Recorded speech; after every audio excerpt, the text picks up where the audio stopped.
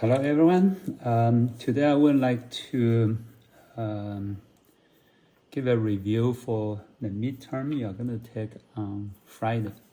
Okay, it's like a study guide. Okay, yeah, I'm going to talk about what type of problems. Okay, so please watch carefully, and then the topic I mentioned about it, you need to understand. Okay, so let's get it started.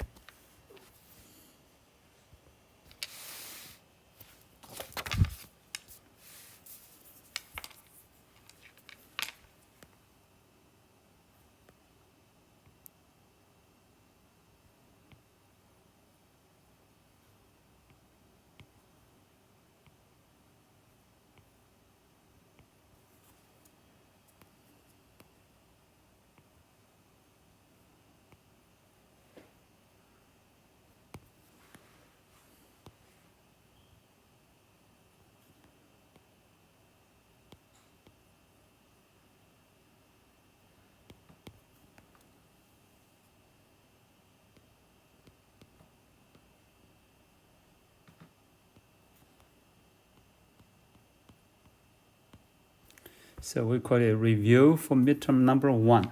Okay, so first part, okay, we talk about functions of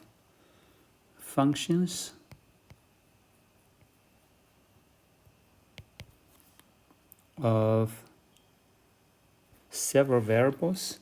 Well, we're going to focus on function of 2 variables. How about we say function of 2 variables, functions.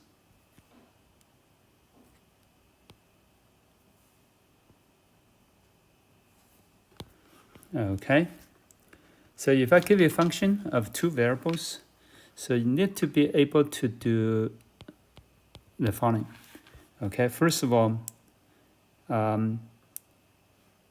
domain.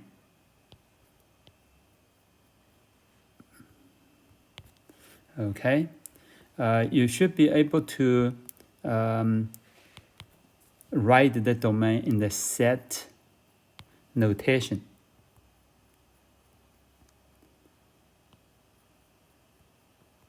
Well, basically we call it set builder notation. So for example, we put in like say, well, let's say D equal to.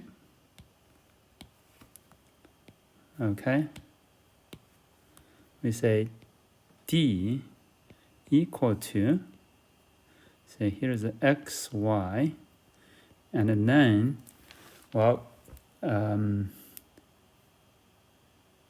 conditions. Okay, so the conditions. Okay, well, maybe 1, 2, or sometimes even more. Okay, set notation. And then secondly, graph on the 2-dimensional coordinate system. So well, just like our quiz. Okay, second part, limit. Okay, limit. Now, limit, there are 2 cases. First case, exist. Okay, limit exist. Now, exist, then you say here we say, this we say use continuity.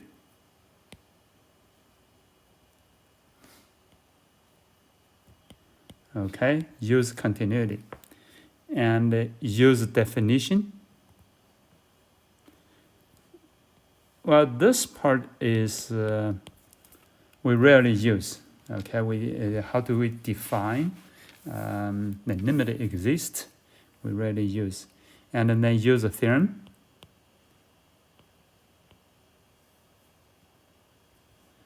like the squeeze theorem, okay, theorems, okay. So that's basically we use, okay, and then does not exist,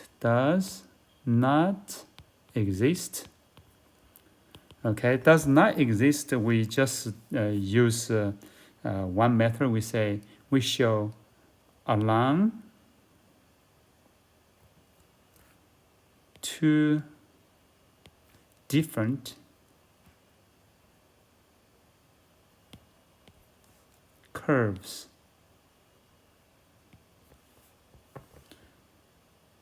We say the limits are different.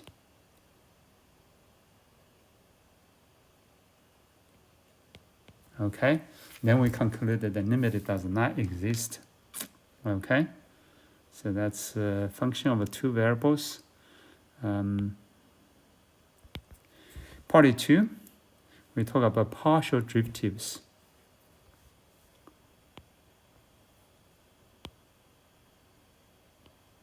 Partial derivatives.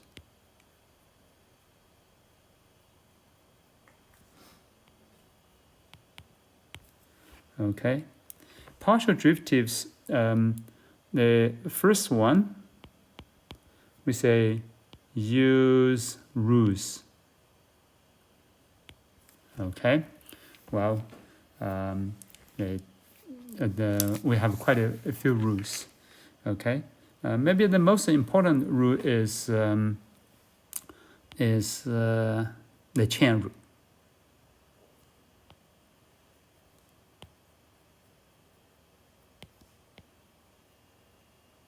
Okay, and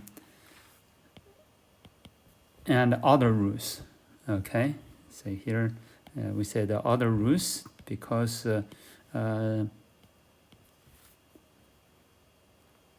like a function of one variable. Well, because if you use chain rule, and then you have a function of two variables, and each variable is a function of one variable, and then after you use chain rule, you are going to use the calculate derivative of function of one variable. You may use the rules for function of one variable calculate derivatives. Okay, and then we have a higher order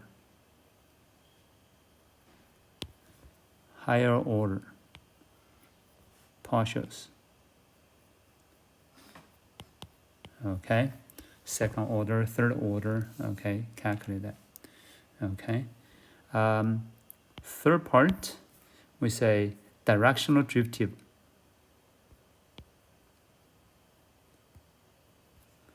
Directional derivative.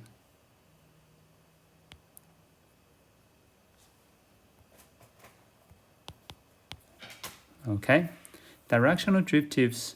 Now, first of all, you need to know what is a gradient vector.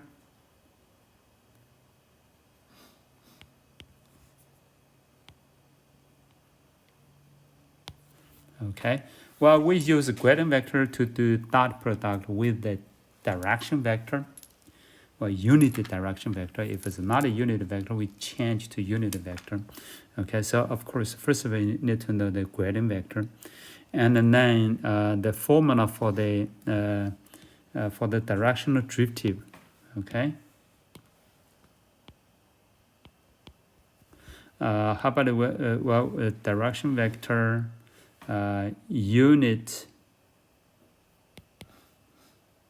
direction vector.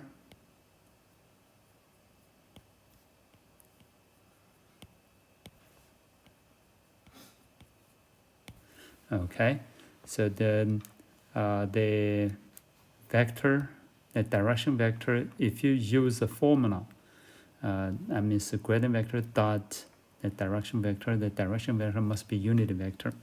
Okay, then we say, well, of course, you need to know the formula, okay, direction derivative formula.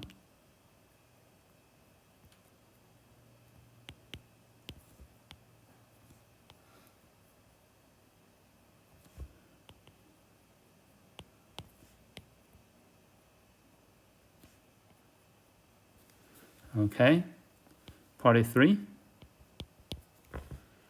Part 3. Well, you need to know the significance of the direction vector. Okay, significance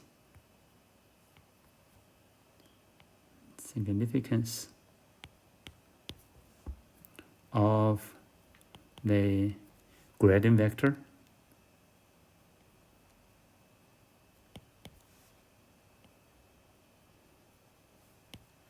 Okay, why the gradient vector is so important. Okay, so you need to know that. Okay, then part 4, we talk about the maximum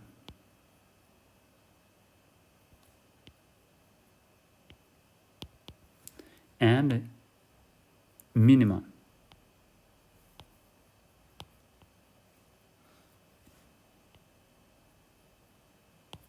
values. Of course, so we talk about function of 2 variables or 3 variables.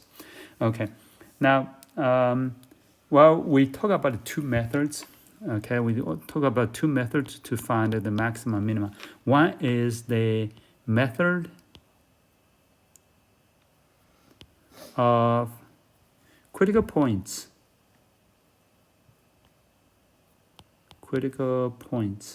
So that means we find the critical points first. Okay, find the critical points first, and then basically we use the second derivative test.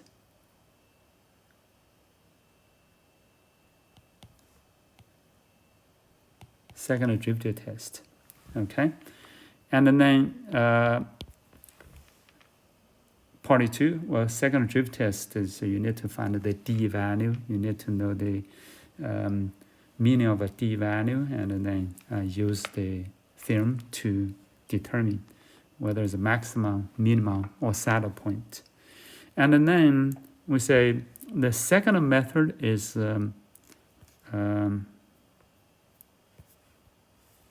method of Lagrange multiplier.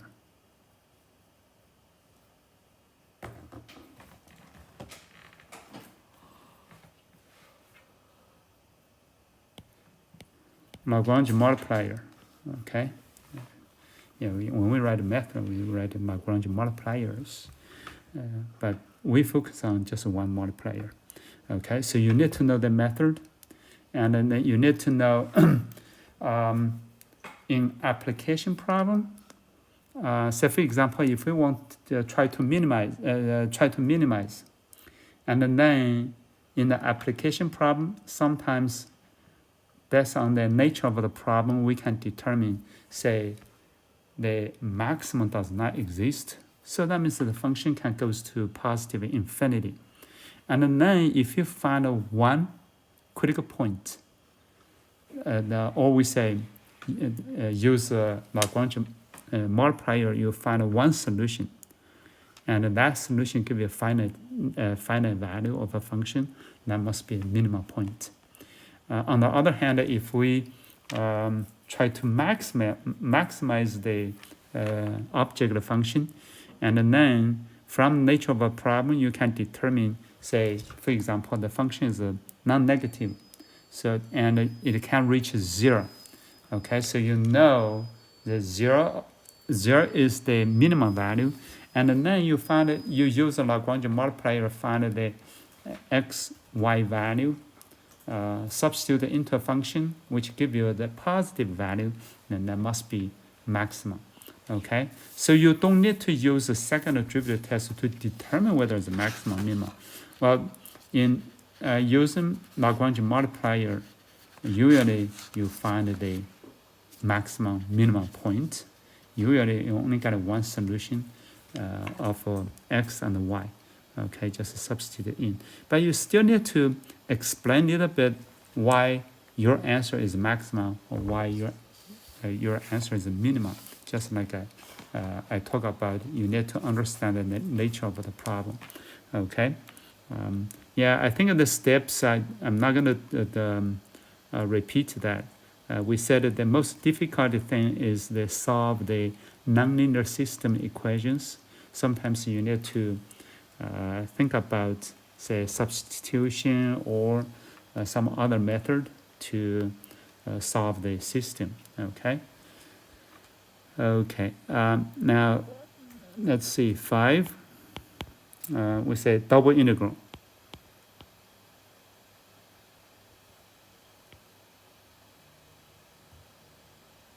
Double integrals, okay? Double integrals, well, we need to be very clear about, first of all, the region of integration.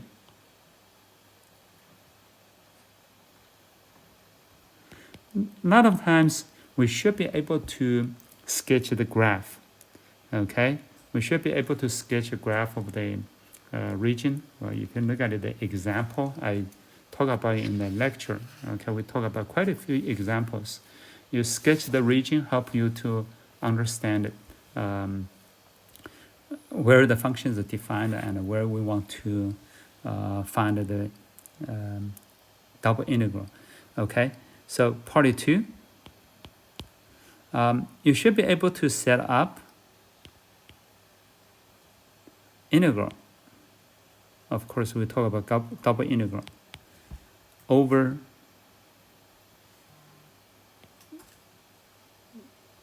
type 1 region. Okay, so you need to understand type 1 region, okay, and then set up integral over type 1 region.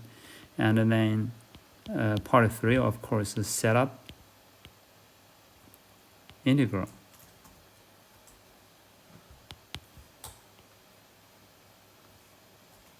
over type 2 region.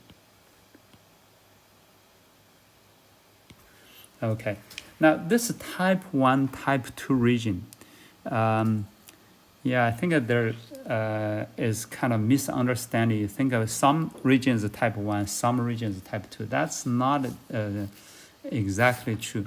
A region, whether it's type 1, type 2, depends on the description.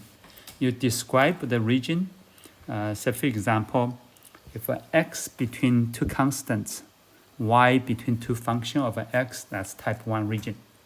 And the same region we can describe as a y between two constants, x between two function of y, then that's type 2 region.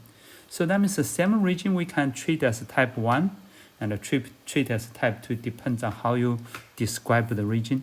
And then of course your double integral is different, are different, okay? So you sometimes we set up the in one way and set up the other way, and sometimes one is easier to evaluate than other one, and sometimes one of them is impossible to evaluate. You have to express into another way to solve it, okay?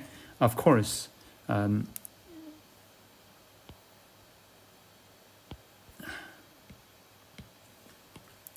number 4, evaluation.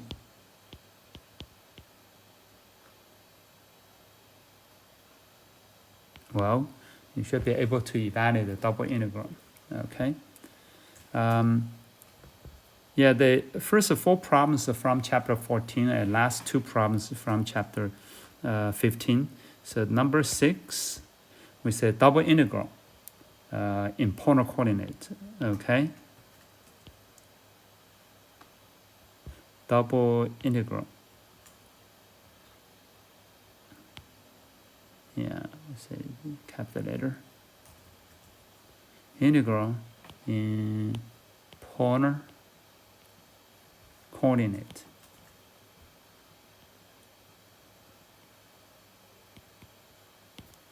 Okay. Now, usually we say we use double integral in polar coordinate is because the region is related to circle or disk, because in that way, we can easily describe the region. Okay. Yeah, I think you need to know how to describe a region. So, for example, the simplest one is so-called the polar rectangle, and then another one is we say theta angle is between two constants, alpha, beta, and R is between two between two functions. So here, well, how about it? Let's put it a little bit. First of all, we say region, polar region.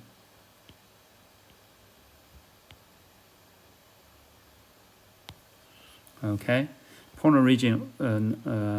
So here we say one is like a R theta, and then we say R between A, B, theta between alpha, beta.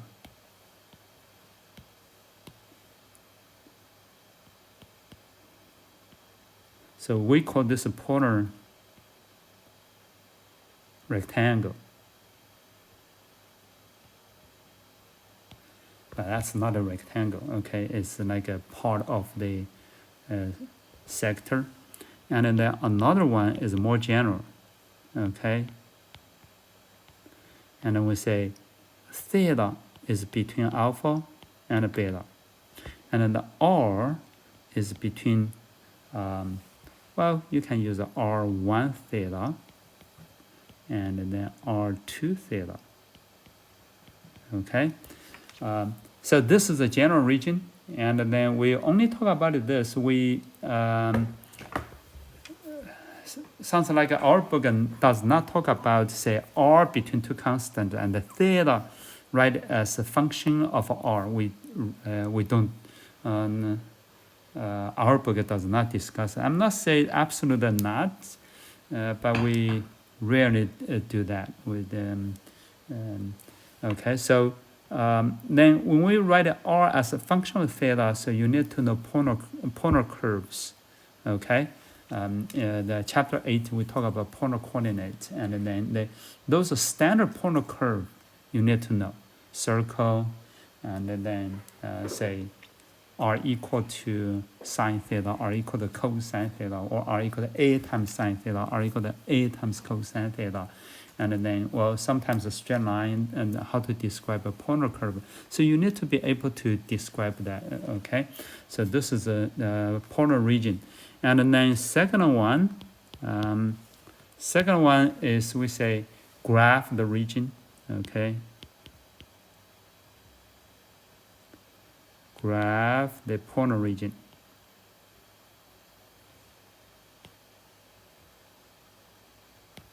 Okay, now you need to be able to graph polar curves and read the problem carefully. Sometimes we say the region is bounded by few curves in, say, first or second or third or fourth quadrant, and then so this you need to read carefully. Okay, and then so this is a graph region is very helpful. You graph and help you to. Sometimes we should say we graph it first and then we describe it second, and then thirdly, based on the description, we can set up integration.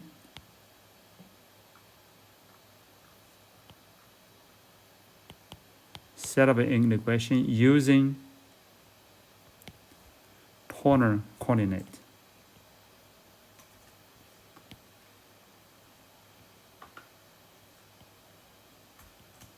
Use the polar coordinates. And then, of course, finally, evaluation.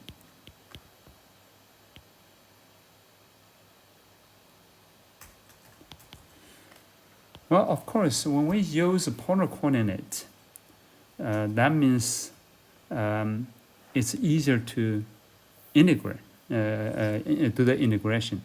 Okay, we give it integration in x, y, okay, in the regular, the double integral, and then sometimes it may not be easy to integrate. And then we, so far we only talk about the polar coordinate, and then if say the function involve x squared plus y squared, or the region involve circles or part of a circle or sectors, and then we use polar coordinate to simplify the evaluation. Okay, so well, on Friday's quiz, you are going to see 6 problems. So here we talk about the 6 type, and then 6 topics here. Each topic involve 1 problem. Okay, so you can focus on those 6 topics to review. Okay, yeah, you.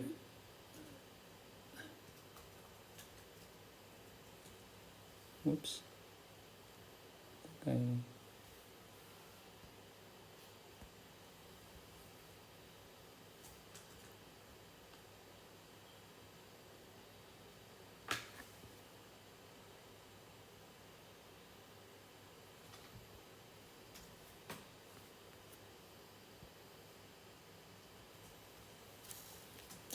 Okay, so that's the 6 topics, and then just focus on those six topics. You review each topic, and then look at the corresponding sections, and then pick up some problems to practice if you didn't. Well, I hope you do all your homework problems, okay? And then just one day probably is not enough to practice all of them, okay? Okay, well, have a good review. Okay, bye-bye.